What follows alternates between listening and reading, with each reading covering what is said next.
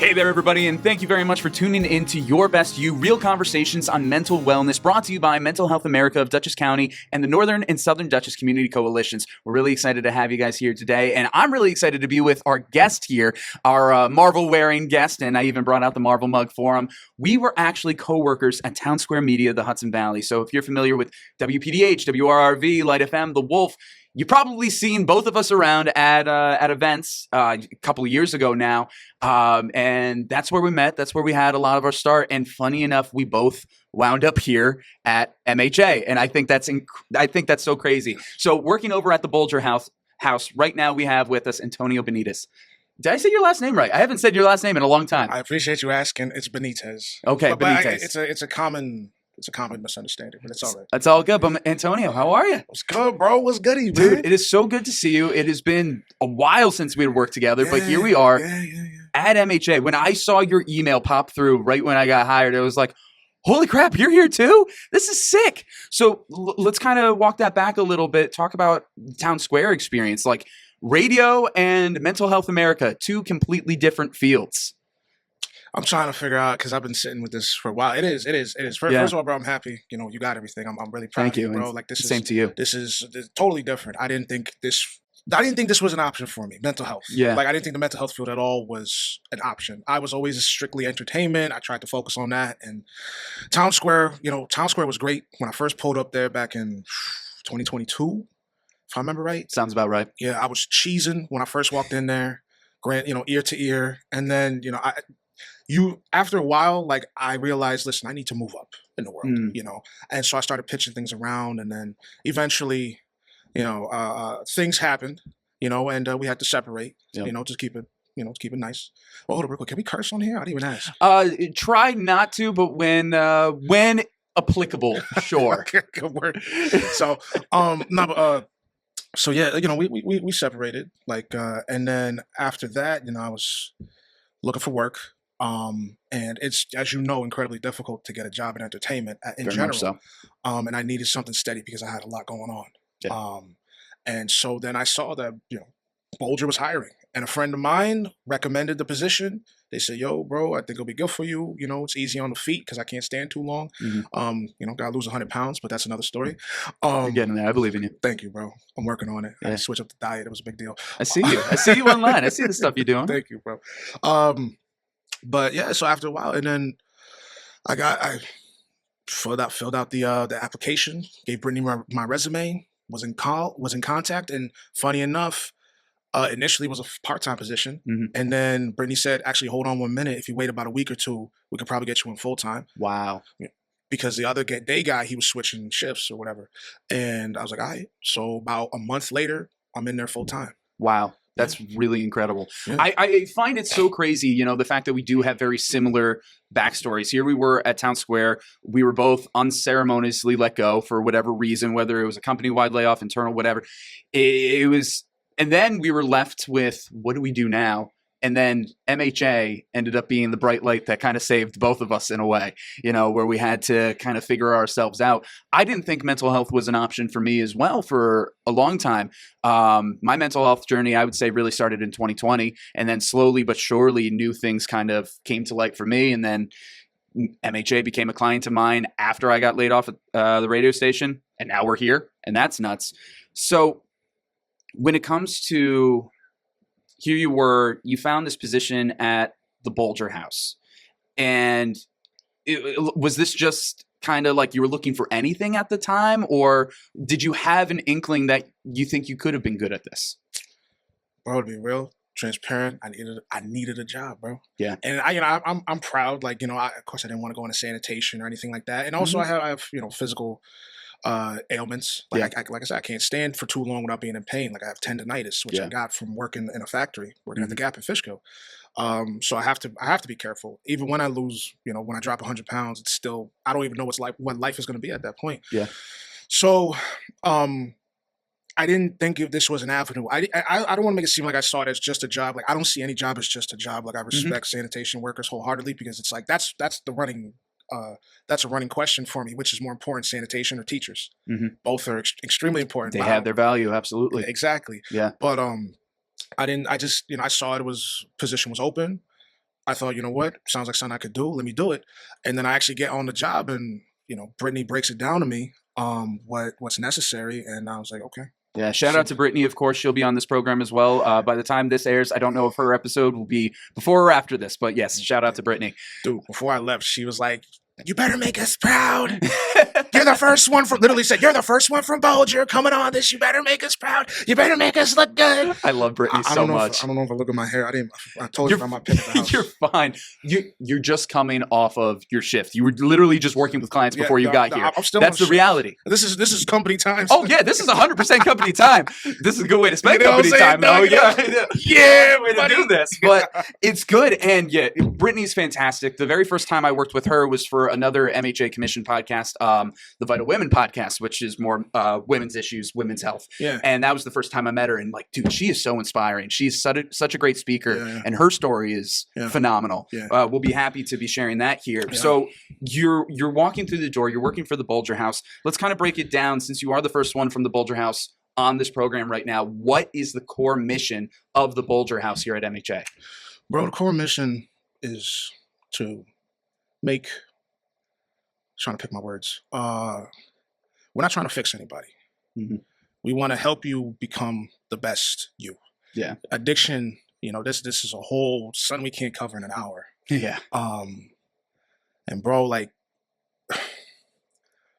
we all got something going on with us, and a lot of these guys come from. Bolger's the all male facility, right? So I work in the all male facility, and a lot of these guys come from crazy backgrounds. You never know what you're gonna get. Some of them different stuff, and a lot of them generally haven't had somebody that gave a damn. And so our job is to remind them, because they probably know that there's somebody that gives a damn. Yeah. And bro, I'm telling you straight up, I'm an addict too. I'm a recovering addict. It's somebody cares, but when you're in that mentality, you don't realize it. Yeah. And even when you're out of it, like, I've gone through I've gone up and down. Sometimes forget. And then you remember, and then you forget again, and then you remember, and it keeps going back and forth. So our main mission, bro, really is, at the end of the day, is to just help these guys become the best version of themselves, and remind them that, listen, this is about you guys. Yeah. It's not about us. And it's difficult sometimes because, again, we're dealing with people with different ailments, issues, what have you. Yeah. When it comes to people with addiction, obviously you're dealing with a lot of men of various ages, various degrees, various backgrounds, but they are all linked by addiction. They're all fighting something.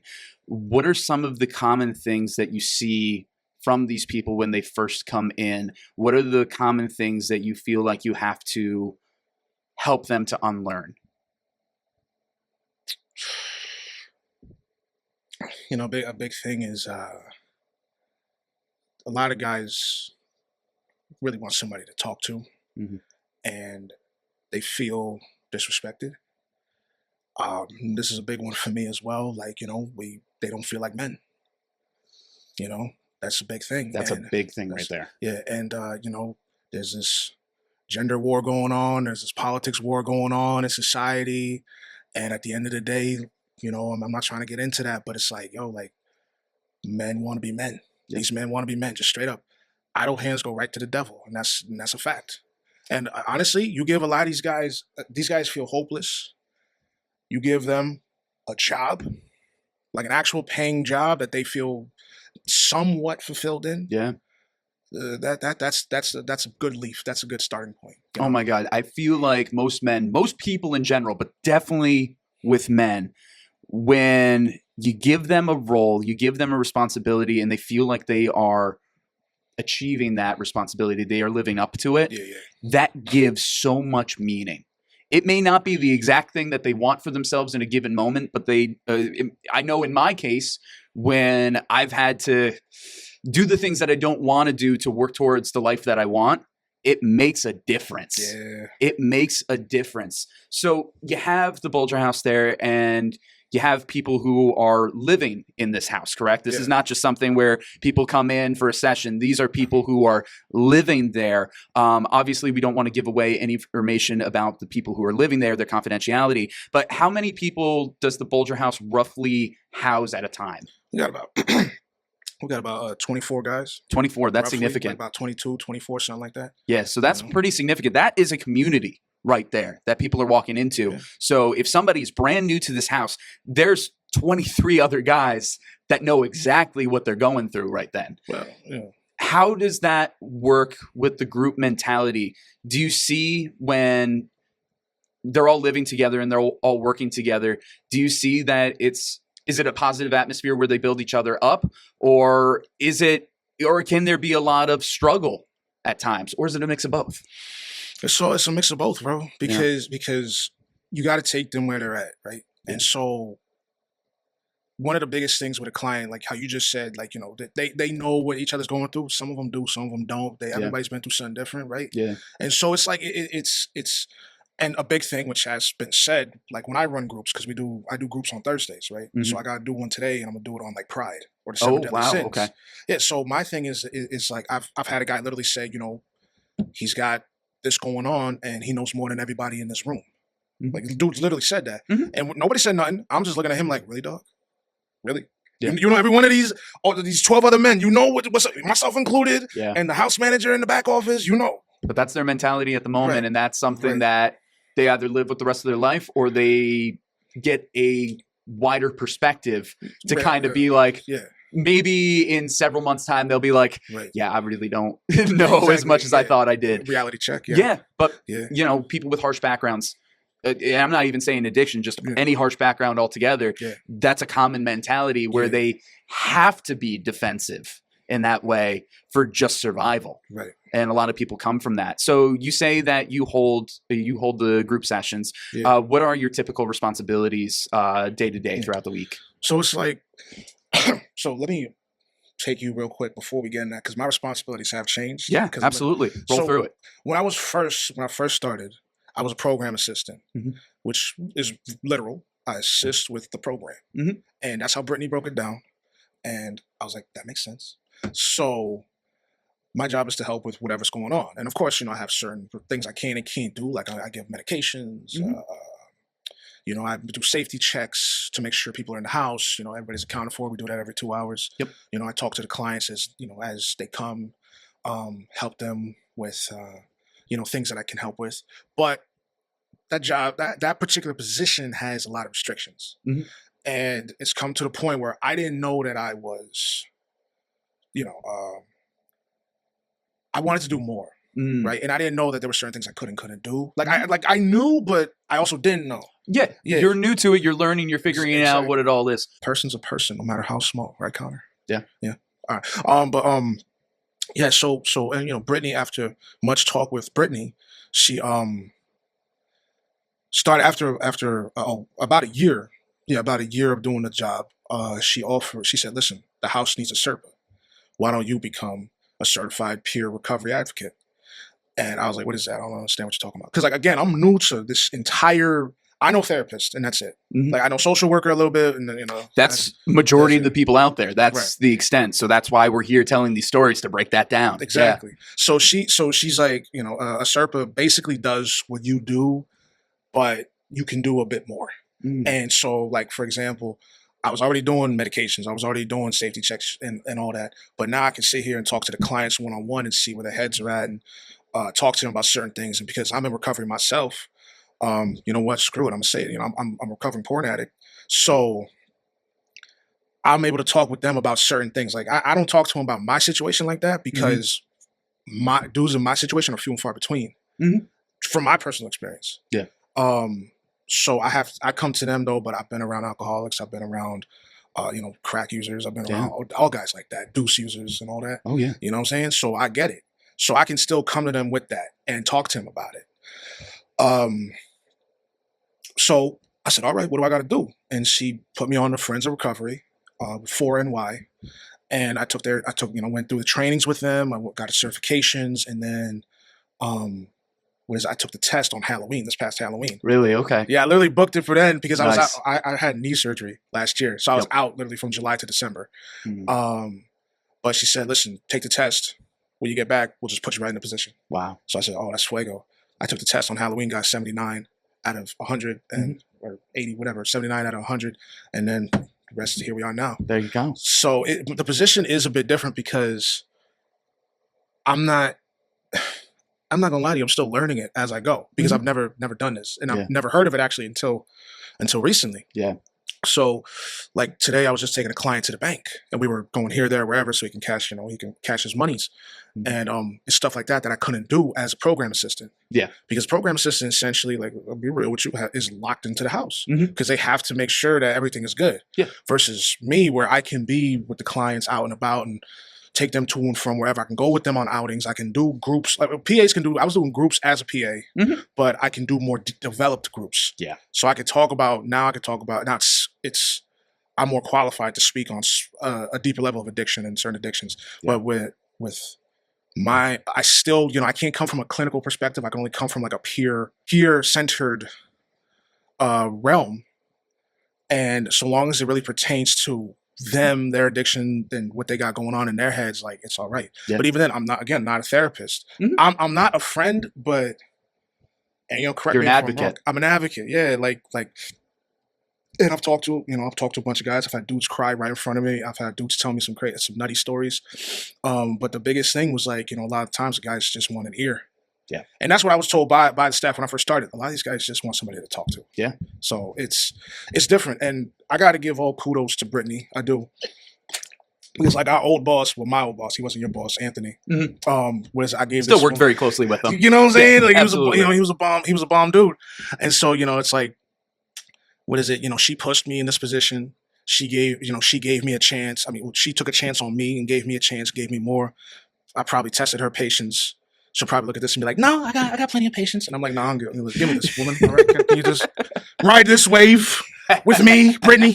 So she'll be like, but she pushed me into this position, and when I was messing up, she vouched for me, and she had my back the whole time. And so it's like, I can't not appreciate her and respect her as a boss. She never did me wrong. I could always go to her when she was available because she's got her own situation going on. But it's like, heavy is the head that wears the crown, and Brittany genuinely gives a damn.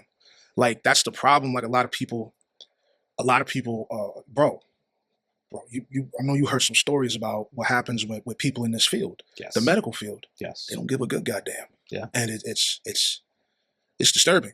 Yeah, what you hear, that basically it's like, they treat human life like it's, they don't care. And I've seen it personally. I know you've heard personal stories about it. I've had personal stories of my own too. Okay, so you know what's up. Yeah. So it's upsetting. Yeah. And everybody's situation and role is different. Like I'm not giving out medications like that anymore. Yeah. But it's like, bro, you gotta remember, like, these are still people. Yeah. And I get it, like, patience wears thin. We're all human. Sometimes you're sleeping 3 hours at a clip after getting on a 16-hour shift to go back to like an 8-hour shift, whatever. Yeah. But it's like, yo, that's still a person, man. Yeah. I agree with what you're saying. There's a number of things that I've seen based on my experience. A lot of health.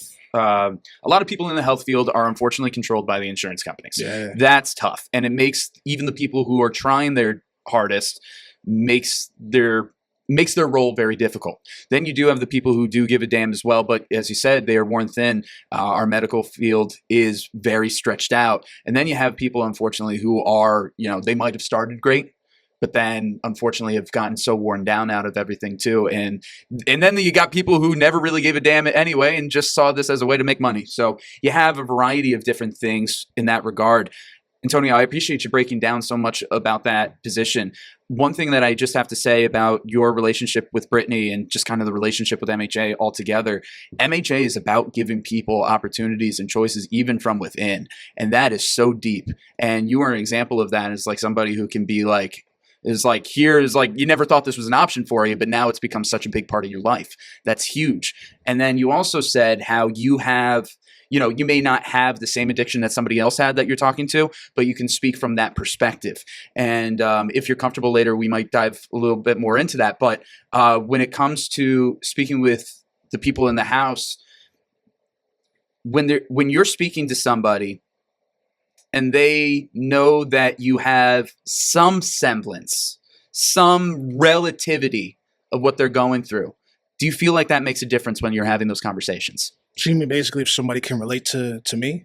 If somebody can relate to you and you can relate to them, yeah. Well, it makes the job easier. Yeah. Yeah. It makes it a lot Exactly. It Yeah. makes it a lot easier. It makes it a lot easier. Actually, funny enough, I just had a conversation with Brittany about this the other day, and a lot of the guys put walls up. They test you on purpose. Yeah. Because you're, my mother also, said this, because you're an authority figure essentially at this point. And at that, I'm only 20. I just turned 28 last month. Yeah. So Happy I'm birthday. young. Thank you. I'm young, and now I'm considered an authority figure, which I still don't consider myself that, but I can understand how I'm now in this position. I'm in a higher position. Like, let's be real. Well, I mean, I say higher position, but no, you're like, absolutely. You are looking after these people in this house. And as much as you are an advocate and in many ways a peer, you are also somebody who, you are in charge. Like Brittany is head of the house, but you have a level of power and leadership in that house. And with great power comes great responsibility. Jesus. Bro, the thing is, you gotta not knock down the walls. You gotta essentially knock down a part of it and probably build a gate in front of it. Or because I'm not putting a ladder on a wall. I don't like ladders. Not a fan of heights. Nope. So we're gonna knock down this wall, bulldoze it, and put a gate up, bro. And you let me in whenever. That's how that goes. That is a great analogy. For yeah, that. I know. I just thought about it. That is really good. I like it. I just thought about it. That's good. I just thought it up. I need that. I'm gonna need a record of that and get that in writing. Oh, don't worry. Everything's going to get clipped later. I got you. Appreciate it, Holmes. Yeah, no, that's good. Because it's a lot easier. Like, and even then sometimes, so when they relate to you, like, that's not even really a conversation because it's easier. Yeah. I think usually guys like that are a lot open. They're a lot more personable to talk to. They're a lot easier to talk to. Mm-hmm. And you can generally, realistically, bro, you can generally see who needs a little more help. Yeah. And who doesn't. Yeah. Like we got a guy in there right now. Bro just needed a safe place to lay his head and an opportunity and help finding a job. Mm-hmm. Once then, it was off to the races for him. I don't even see him. I see him maybe twice a week. Yeah. And good. He's hauling, he's working, doing what he got to do. Some other guys, they're a bit depressed, might need some psychiatric help because of the life that they've been down. Yeah. Those are the guys that, not so much you should concern yourself with. It's, you got to be prepared. Yeah. You got to be ready. And that goes back to the earlier conversation because there's been times where I'm not going to lie to you, bro, I wasn't ready. And with that guy I was talking to Brittany about, she said, listen, what did you do in that moment? Because I want to sit down with him and I want to talk to him, because I've yet, he was not new, but I wanted to get my own general intake that I do with all the clients so I can see where they're at so I can perform my job better. And so he, and essentially, I'm not gonna lie, bro, I got short with the guy. Not like short tempered, but I was like, he said something and then I was like, oh, so maybe a little more, I didn't want to maybe a little more blunt than needed at that moment, perhaps. No, it was more of like he was testing me, bro. He was actively testing me. This is one of those tests. Yeah, it was. He was testing me, and I guess I could have done better. Mm-hmm. And I just mean like I was short with him. Like, all right, you know what? I'm good. It was like I'm good. I was like, and then I talked to Brittany about it, and then she said, like, listen, why don't we, how were you feeling in that moment? Because maybe you should have talked to him the next day, essentially, when you were more level-headed. Mm-hmm. And I was like, you know what? You're right. I could have done that. Yeah. I didn't, but I could have done that. So, it's like you also, like, because our job is mostly mental. It's not physical, it's mostly mental. And the wherewithal that it takes to perform this task, like, people underestimate. The job is to be a good person, bro. Yeah. And people fail at that. Yeah. So that's why, you got it. Every employee not care package, in the handbook, it says they give us, we have counselors for us. Yes. They give us mental health resources for us. Yes. Why? Because it's all mental, bro. Yeah. It tests your resolve. It does. And bro, I ain't gonna lie, I thought about taking off tomorrow. Yeah. Just because it's like, and I love my job. Yeah. Don't get it twisted. I love my this is the most useful I've been in a long time. But I'd be lying to you if I didn't say, like, I get tired sometimes. Like, like there's days I don't feel like coming in. Why? Because it's a lot. 24 people. Yeah. Different personalities.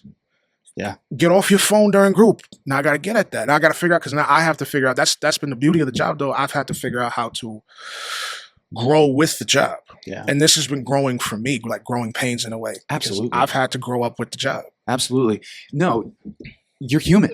You're human. Everybody here at MHA is human. We are not some automaton that's going out there that is pre-programmed on how to fix everybody's mental concerns. That is not how that works here. You are human as well. Yeah. Some people do feel that way. Some people will think that way, but you are a human as well. Take that time when you need it. You know, it's important that you take care of yourself. You can't pour from an empty cup. So you got to be helping out in that regard. But everything that you said there is so true and so powerful. One of the things that leads me to believe that you are good at your job and gave you a step up when you started and it continues as you keep going, you are so authentic. Yeah. You are straight up. Thank you. You are like, you don't hide yourself and you don't hide the truth.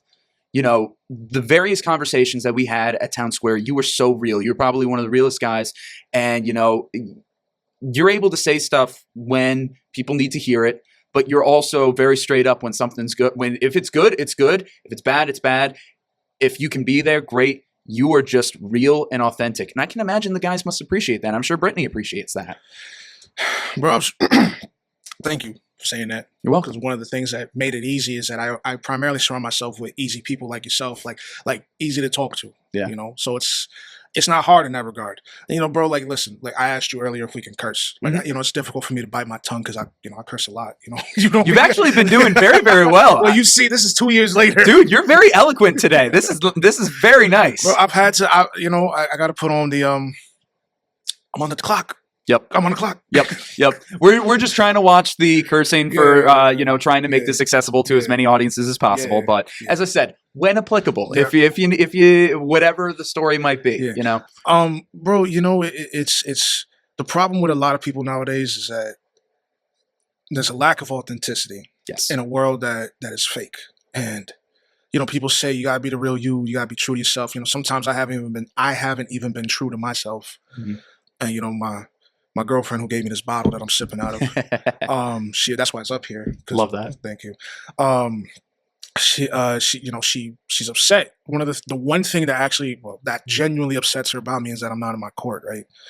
Mm. So part of this journey that I've been doing is being more real with myself and trying to see what's going on in my world. Yeah. And you know, I've had to take a step back from a lot of things. Yeah.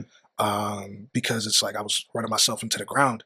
And so, but with people, you know, people aren't their true selves, and for whatever the reason, bro, from personal experience, when you're not your true self, like, it eats at you. It eats at you, like literally eats at you. Like you feel like you're not living a real life, you know? And whether people are scared or they feel like they can't, or it's like, you know, I don't know how to not be real. Like I'll hold on to. I won't really hide it too much. Mm-hmm. It's more of like I have to pick and choose my battles. Yeah. Like I could say, I could lambaste somebody. Yeah. Or I could just be like, you know what, this ain't it. Yeah. This ain't Life is balance. Life is balance. And something that you just said there, you know, how you're not always in your own court. In the position that you're in right now, your job is to be in other people's court. And it's fascinating how, you know, there are times where you're not always in your court. And I feel like that's a very common thing with a lot of people out there. Well, they'll put friends, family, responsibility ahead of themselves. Again, as I said, you can't pour from an empty cup. You have to take care of yourself. If you don't mind me asking about this, and we don't have to, feel free to talk or as much or as little as you want about this subject. But you mentioned before you two are an addict, specifically in porn addiction. And that is extremely real and it's extremely valid. When people think of addiction, they think of the drugs or the alcohol. Yeah. But porn addiction is very, very real. And it's something that is only increasing, especially in the digital age.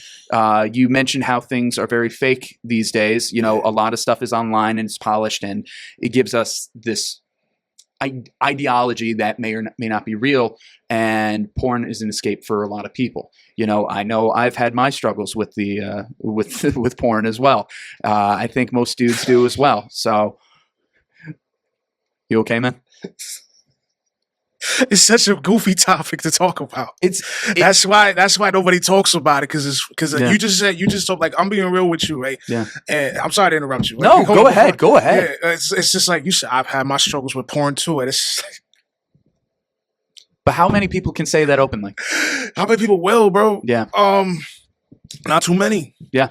And that's why I wanted to bring it up right now. And if you feel comfortable talking about your story in that, I got to get more comfortable talking about it, because nobody talks about it. Yeah. You know, and it pisses me off. It does, but it doesn't. Like, all right, I'll be the first one to say it, which is cool for my ego, but in reality, it's not that great. Like, I only hear about it online. And to be honest with you, as somebody with this particular addiction, it's not fair. It's not. Like, I have to be picky with how I can speak about it. And, you know, it's like, even in my own field, like, I can't talk about it. Like, I can hear about crack and fucking booze. you're fine. You're good. You're good. You're good. As I said, when applicable, we're getting into the emotions right now. You're fine. Thank you, bro. So this is why I always liked you. I like you too, dude. I'm so glad that we got to relink. Yeah, bro. Yeah, I was there thinking about it. When I saw your email, sidebar. When I saw the email that you got jumped in, I was like, wait a minute, this Conor. Yeah. I was like, you know what? We'll meet. Even, you know what I'm saying? I'm not gonna. You know, I'll jump on the podcast and we'll do that, because I got too much going on right now. Yeah. But we'll meet. Well, dude, we'll probably have you here a couple of times. I'm sure there's a number of conversations we can have. Definitely, for sure. Definitely. But yeah, you're saying. Yeah, bro, it's just, you know, I hear about crack all the time. I hear about, you know, alcohol all the time. And it's like, yo, man, like, there's other addictions out there. And I understand, like, the topic at hand is that, you know, this person's dealing with this. Mm-hmm. So somebody, like, let's say a food addiction, they're not gonna, I don't run into people with that. Mm-hmm. And I probably won't, to be real with you, because they're probably not getting out of bed. That was a joke. But what's it called? No, but seriously though, like, I only run into so many addictions, and they're generally the same. Mm-hmm. But it helps to broaden the horizon. Yeah. And, bro, being an addict is a selfish lifestyle. You don't care about anyone else but yourself, generally. Like, you might actually care about somebody else, but at the end of the day, if you got your fix, that's when you're good. There's a lot of selfish actions involved, and there's a lot of guilt, and there's a lot of shame. Regardless of what the addiction is, it's often an escape from something. It's often making up for a lack of having a specific coping mechanism, and everybody's got their own coping mechanisms, good or bad. And it sounds like, you know, that was one of your outlets. That was one of your coping mechanisms when you didn't feel like you could express yourself authentically, or at least that part of yourself authentically. Does that sound somewhat accurate? Bro, shorthand, you know, it wasn't even like the shorthand, like, because there's no way I can't take it back from the start if I don't tell this story. I was bullied horrendously as a child, bro. Yeah. For my size. I was literally the biggest in the room, you know. I made a lot of people feel inferior. I'm only 5'9", but I have width to me. Mm-hmm. You have a strong presence. Thank you. And, you know, people can smell when you're a good person. That's just how it is. And so, you know, and I didn't want to hurt nobody. I was a gentle giant. Yeah. And it came to a point where I did want to hurt some people, but I never got around to it just because I didn't want to. Yeah. I wanted to, but I wasn't going to do it. And so, you know, that hit me with a lot of self-worth issues. That hit me with a lot of, you know, that between that, all right, so I'm bullied at school, and then I go home, and my home isn't, you know, everybody's arguing. Mm-hmm. So now it's like I got both worlds are basically the same in a way. Yeah, you're stuck between a rock and a hard place. Exactly. And so, like, you know, where do I go? I go into the bathroom for 4 hours and just have at it. Or actually, no, back then when I was younger, I would wait until my father went upstairs, and then I would go on his computer and, you know, have at it after midnight. Yeah. And you know, I'd be on there for about an hour or two, check, you know, whatever is new, and then. But yeah, no, it was to fill that void of loneliness. That's really what it was at the end of the day. Like, I didn't feel like, I felt I was massively alone. Yeah. And then, you know, I didn't take care of myself for a while. Like, for a while, I thought I was an ugly dude, which is why I rap Shrek all the time. I felt like I was an ugly. You remember that? Dude, there's nothing wrong with repping Shrek. Shrek is a great franchise. I love Shrek, bro. But the thing is like I take it to heart because that's how a lot of us feel, and especially me because like I'm built like Shrek. So it's like I felt. But that ain't a bad thing. No, that ain't a bad thing. I know that now. But yeah, you saw it back then. Back then, I didn't feel that way. I didn't feel good about myself. So I took it out on myself by not keeping myself clean, not moisturizing, and then after a while, like Shrek said, you learn to trust who you are. Yeah. And that's why I started to do. And slowly, with the help of, podcast and, friends and family, I started to realize that, I'm better than this. And, I got my first girlfriend, which helped me a lot. But then, that had its turmoils. And now here I am with this new woman who, loves me, loves everything about me, and it's a lot better. And That's beautiful. She has her own issues as well. But Don't we all? it's like it's like you realize after a while, like I was this way because I was trained, I was programmed by people before to be this way, and as my therapist / old therapist told me, I have to unlearn a lot of things, and it's true. Yeah. And so now I have somebody, I'm in a better space in my life and in my head. And now I got this girl who genuinely loves everything about me. She did. Yeah, there's these, flaws I have, but she doesn't care. Like, bro, like it's crazy. It's crazy when, no shade to my ex, but like I call a spade a spade. When you tell somebody, I got this issue, I'm an addict. And then they look at you like, yo, you're sick. Yeah. That's crazy. And it's not the fact that she said I was sick, because like I was sick. I ain't gonna lie to you. I was sick, but it's the way she said it. Yeah. Yeah. That's what hurt me. The way she said it. Yeah.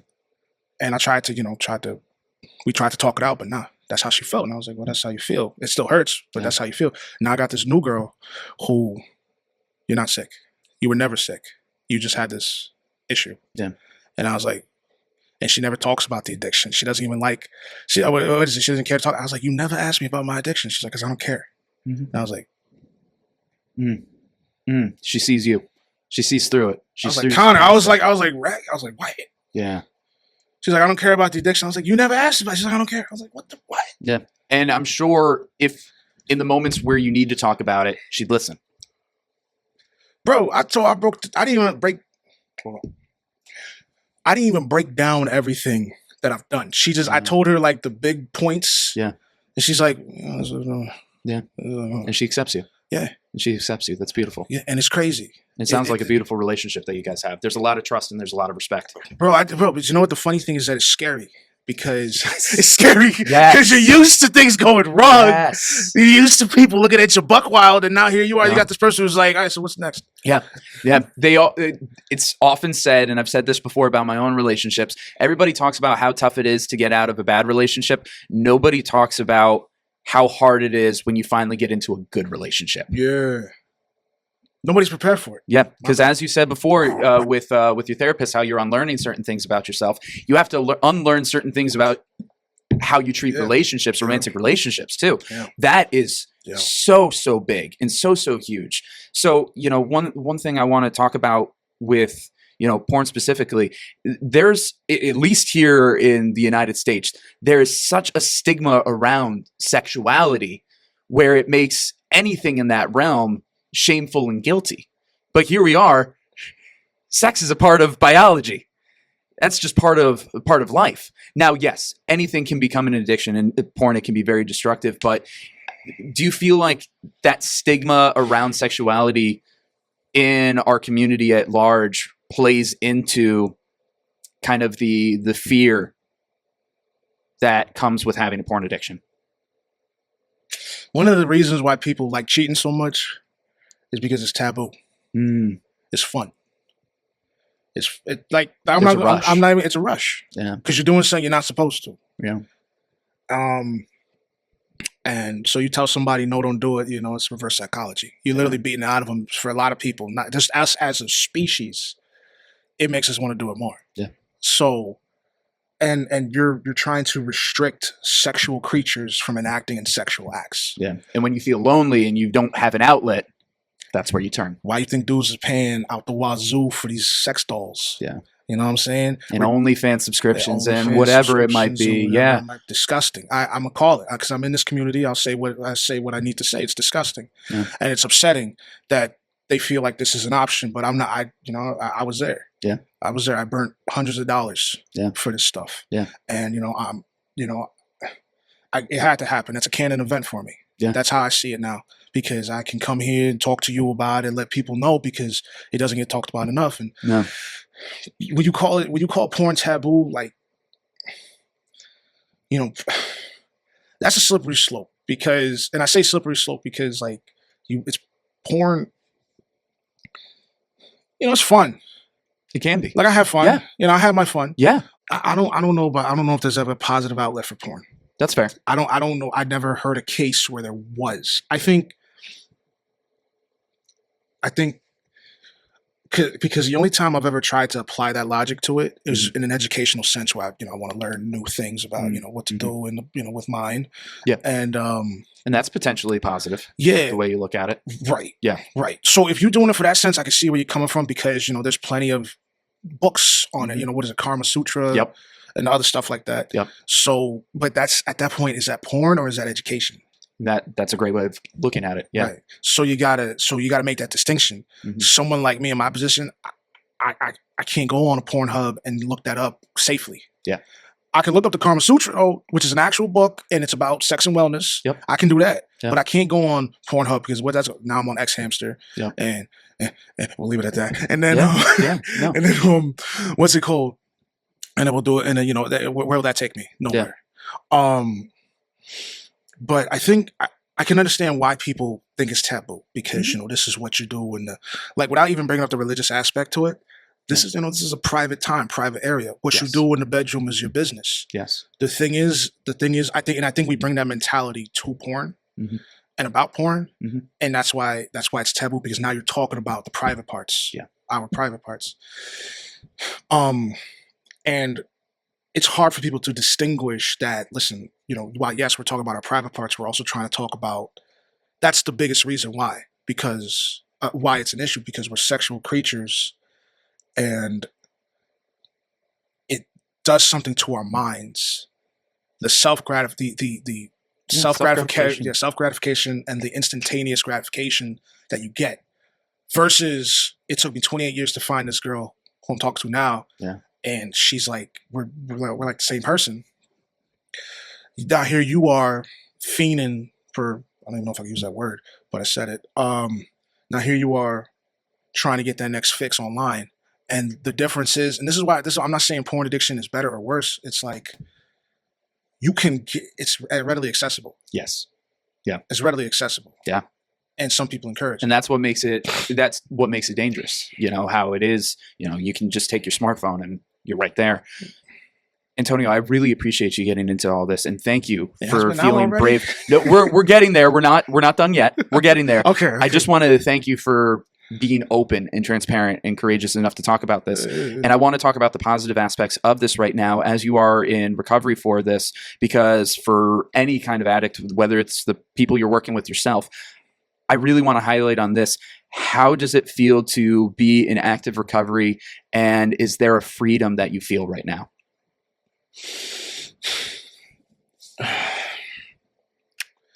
Bro, I feel, I feel free, bro. Yeah. Like it's, you're supposed to say you're not a. Yeah, and forgive me if I'm not getting any terms correct. I'm learning too. No. I'm trying to, bro. It's me. I got 1,000 things I want to say, but I have to narrow it down. Bro, they say it takes a village, right? Yes. So, and that's what it is. Like, I couldn't have done this without people, and that's the root of all addiction. Once you rip people away from people, put them in a bad environment. Like, what are you gonna do? What do you think is gonna happen? You throw them whatever drug, they're gonna latch onto it. But no, it takes a village, dog. And I couldn't have done this without my friends, my family, people like you, community, our old boss. I would be real with you. Saw him as a father figure. That's lovely. And I had to tell him that because me and him, I tested his patience so high. I tested Anthony's patience so high, but not out of malice, but because I wanted to make Dad proud. I wanted to make Dad proud, and because I lost my father at a young age, and so he treated me the exact way I wanted to be treated, and so that, and I told him that. Yeah. I told him that, and he was like, "Thank you," and this and that. I'm like, "Nah, man, like he gets it, but I don't think you really understand like what it meant to me." Yeah. And so now, my mother, who I've tried, for years, and she's a general practically. And now I have my new girl who's like, I'm gonna be real, like, I'm gonna say, man, like without her, I wouldn't feel that, because I feel like that void in my chest is being filled. Yeah. You're finding That's your what community. Exactly. I'm finding my community, and it's happening. Yeah. And I feel it. Yeah. And it's not full yet, but I can feel it filling. Yeah. And that's what the key is. Yeah. You said right there, you're not full yet. Sorry to interrupt. I think you would love to hear this line. This was something that helped me when I was just starting therapy, when I was just starting to actually kind of break down, replacing the walls with the gates, the fences, as you said. Self-love is not necessarily about liking yourself in that given moment. It's about giving yourself the time and energy to work towards the person you want to be. And that's 100% what it sounded like you're saying right there. Yeah. I think I go by this new model, which is similar to what you just said. I try to be strict but fair. Yes. You know, like we need to love ourselves, and we need to hold ourselves accountable. You know, and I think that's how we love ourselves, because you want to hold everybody accountable. But when you're an addict, you hold a lot of people accountable for things that you shouldn't be doing. Yep. So then why are we holding ourselves accountable for similar actions? Yeah. And so that's a version of it. We have to be strict with ourselves, and if we give ourselves that slack, we could fall. Yeah. But we also don't need to abuse ourselves, and that's why we have to be fair. Yeah. So it's like, all right, so the other day, you know, a big thing for me is diet. I got to work on the diet, which is, you know, so, and I have a sweet tooth. So, and be real, the job gets more sweets than I'd like.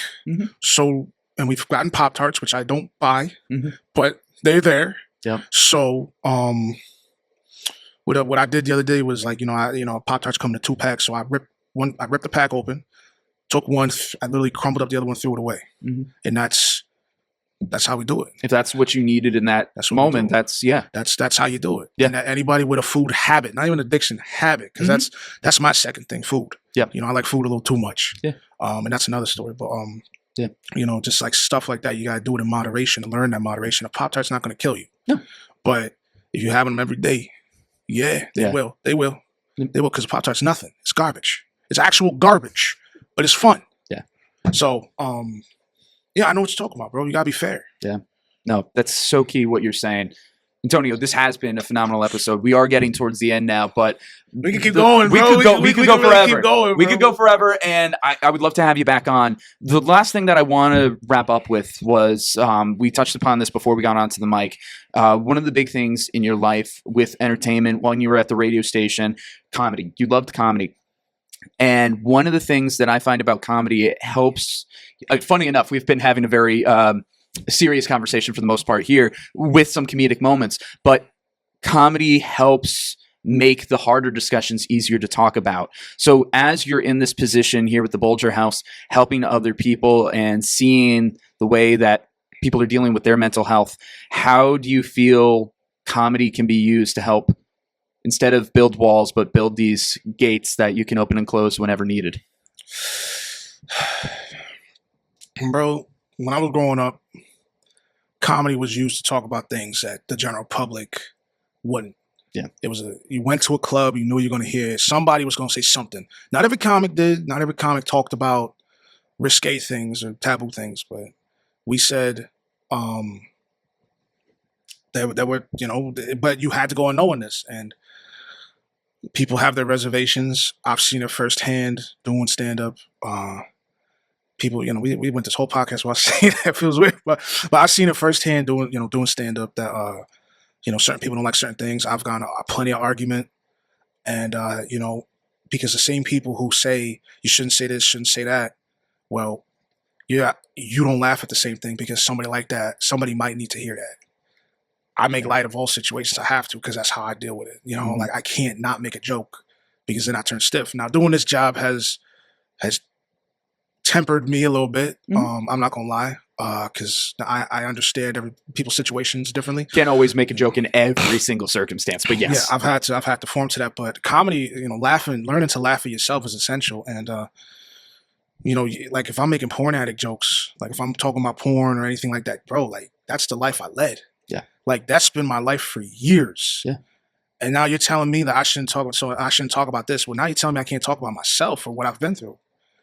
And all there's better ways to heal. I'm like, maybe, but I want to laugh about this. I don't want to sit here and be serious all the time and be upset. So, because there's many things I can say about this, but basically it's like, you know, the same people who say you shouldn't talk about this isn't funny, that isn't funny, can literally be said about them. Like, and you ask one person what's funny, two people what's funny, one person will say something different. Oh yeah. And that's just how it is. Mm-hmm. Like, I mostly laugh at dark humor, like stuff that you shouldn't say by today's standards. Mm-hmm. But there are also people out there who that's their life. Like, we can't joke about dementia patients because your grandmother's got dementia. Mm-hmm. Just as an example, like, your grandmother's got dementia, so now we can't talk about this. My grandmother's got dementia. Yep. I want to hear about it. My grandparents went through it, and you know what? When I hear those stories and when I hear like comedy based on that, I'm like, most of the time, I feel that. I'm with you. I'm with you. It connects. Yep. It's a way of carefully. It was sometimes not carefully, but it's a great way to connect and say the hard things, bro. When my father, so, and this is the best example I can use, bro. When my father died, we was crying, right? We cried, you know, what is it? He died Monday. We had the funeral Friday. And you know, when we did, I didn't cry the whole week until we got to the church, and I was the only one who said, I was the only one who could speak. And then that's when I that's when it happened, right? That's when it happened. And so after that, you know, now I'm crying, now I'm bawling my face out and this and that. And then we go to go eat. Now we're all like, it's like freaking Vikings at a table. You know, yes. I'm with my boys, and now we're just going back and forth talking about the good old days. Yeah. And it's like, you know, I make jokes about this and that, and it's like, you know, and you know, I still make jokes about my father. I still joke about that because it's like alive. Exactly, because you can tell, because like realistically, like, you know, I could look at a cancer sticker and I can laugh at that. Mm-hmm. Some people will take that way more seriously than I ever could. Yeah. And it's like, well, I mean, look, at the end of the day, like, it doesn't mean I don't feel the same sentiment. It means like, haha, like, fuck cancer. Yeah. So it's like, people digest things differently, bro. And I'm long-winded explanation to say, people digest things differently. And you can't tell people what they really can and can't laugh at. And because you can't always explain why. Yeah. So now, is it appropriate to make jokes about everything all the time? Absolutely not. No. But that is why there are certain spaces literally created to do these things. Yep. Because not everybody thinks the same way. Mm-hmm. And people need to laugh at certain things. People need a laugh. Yeah. Because if not, we'd be watching Care Bears every day. We'd be watching My Little Pony every day. And I can't. Right? I like My Little Pony, but I can't watch this every day. Yep. No. Sometimes I need a Chappelle show in my life. You know what I'm saying? Man. Joe Clayton. Sometimes I need a Clayton Bigsby because that's funny. A Boondocks who literally laughed at the black community and all that. And like, it was satire. We need that. You know, Mike Myers, who, what is it? He does like Canadian satire sometimes. So it's like, I mean, come on, man. And then Shrek is just universally funny. It's just universally funny. Yeah, there you go. It's like, they laughed at Disney. So it's like, you know, we gotta laugh at each other. The problem is people take themselves way too seriously. Everybody's too insecure. And it's like, yo, man, like, listen, I get it, but get off your high horse. Yeah. That's it. At the end of the day, we need comedy, and it helps whoever it helps. That's fantastic. Antonio, again, thank you so much for being here. As we're wrapping this up, I feel like I almost broke the chair. I'm sure you're fine. Any last little nugget that you want to share for the listening audience right now before we bring this podcast to a close? I guess I might as well plug my YouTube channel. Do it. I haven't uploaded in like a year. What's it called? Ant Smash Productions on YouTube. Follow that. I did my podcast for a while. I pulled back for a moment because I'm not in the headspace to do it right now. Just be real. I'm just not there. But I did a lot of stuff on that realm. Just a final message. Yeah, let's build. You know, you can have a wall up, but let's not keep people out, right? Yeah. So it's like, what is it? Build fences. Don't build walls. Yeah. That's what I say to that. Yeah. Let's just give each other a chance here, and if you can't do it, then be real with yourself and, you know, step away. If you can't take the heat, get out the kitchen. That's what I say to that. Antonio, I appreciate you. Thank you, brother. Thank you for being here. Thank you. And thank you for doing this, bro. I appreciate it. Like, I didn't expect it to, bro, when I saw that you got hired and all that, I was like, wait, what? Seriously? Yeah. And you didn't, and you're not just doing Facebook anymore. You're not just doing IG. No, you're doing this. Yeah. And this is what people need this, bro. And I think a lot of people at the company do this because a lot of people want to do podcasts and they don't know where to start. Or a lot of people don't want to seem repetitive. But you know what? In actuality, if you build it, they will come. Yeah. If you know what you want to do and you seem like you know what you want to do, just based on this, but that's another conversation. It's happening. It's happening. There's going to be phenomenal stories out of this, and I hope it really helps some people. Hope this helped you today. It was fantastic. Nice. This was deep. It felt nice, bro. I ain't gonna felt lie. nice. Yeah. Cathartic in a way. Well, hey, make sure that you tune in for all the episodes. Make sure that you check out Ant Smash Productions. You know, he's got great stuff out there, and I'm sure we'll probably have you back on again. Want you to be healthy. We're here to support you. And at the end of the day, be your best you. Thanks for listening. There you go.